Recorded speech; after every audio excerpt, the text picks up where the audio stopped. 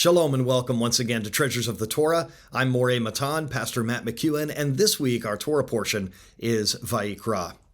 There is an interesting verse in the Torah, in our new book of the Torah, Vayikra, chapter 2, verse 1, that says, when any person brings a meal offering to Hashem. When any person brings a meal offering. Now, if we were actually reading in the Hebrew, what it says here is when any soul brings a meal offering. So let's first look in our commentary series, Wellspring of Torah, that we're going through this year. Let's first look at Rashi, and then let's also look at the Chassam Sofer. So it says, the literal rendering is, and when a soul brings a meal offering to Hashem. Rashi says this, who usually brings a meal offering? A poor man. The Holy One, blessed be He, says, as it were, I will regard it from him as though he had brought his very soul as an offering. Now, let me just stop here for a moment and talk about this. Rabbi Steve Bernstein in our yeshiva is very quick to point out that when someone brings an animal sacrifice, that it is as if that person is saying, this animal is a stand-in for me, that we are thinking of, and maybe even visualizing. It's me on that altar. Now, the same is true when someone gives maybe one of the poorer offerings. And this, by the way, in the first year of the yeshiva, in the kosher pastor classes that I filmed a while back, this is something that we talk about there, the grace of Judaism. So there are times when someone is instructed to give a certain type of offering, but if they can't afford that, well, then the Torah allows for an offering to be given that is less expensive. This grace is very inspiring to me. But what Rabbi Steve Bernstein says is we need to regard that sacrifice that's on the altar. It is as if that is me up there. Now, apparently, what Rashi is saying here is this is the same as when someone brings a meal offering. Now, let me read to you this other comment. At first glance, it is difficult to understand why the word soul is used to refer to a person's bringing of a meal offering, but not to describe individuals making burnt offerings of fowl.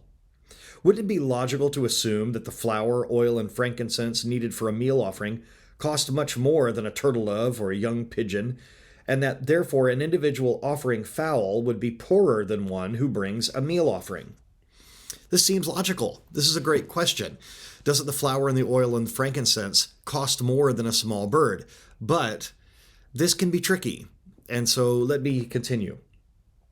However, if someone brings a meal offering, it is obvious that he does not even have the pennies to buy a pigeon.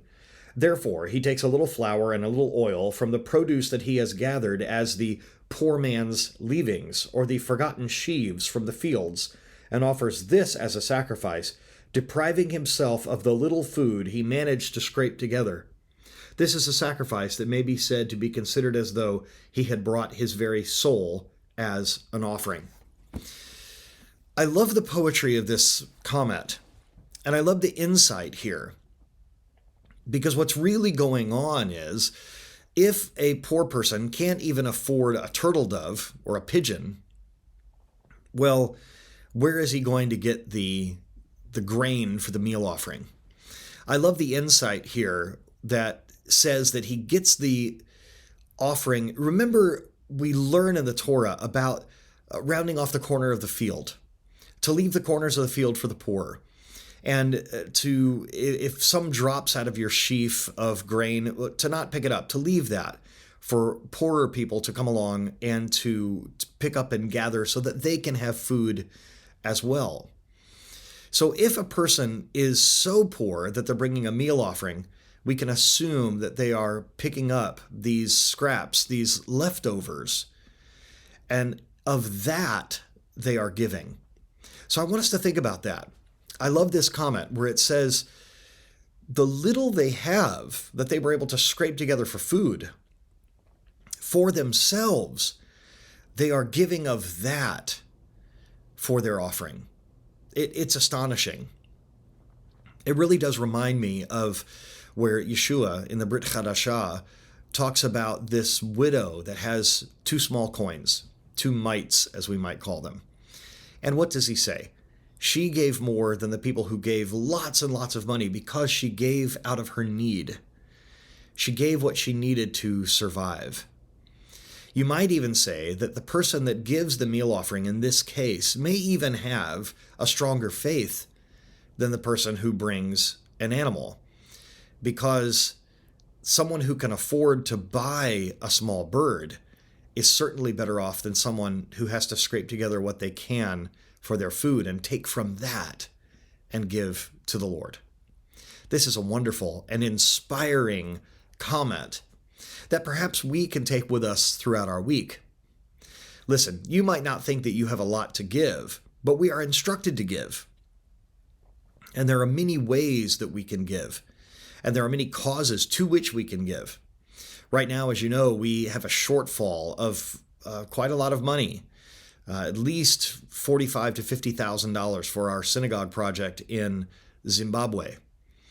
Now, that's a lot of money for an individual, but it's not a lot of money for thousands of people to put a little bit in each. If you'll remember in the previous week's Torah portions, that one section where it says that Moses had to tell the people to stop giving. They had too much. Wouldn't it be wonderful if that was the case for us in our work that we are doing around the world? Right now, it's not. Right now, we're not saying to stop giving. Right now, we are saying, bring it. Even bring a meal offering.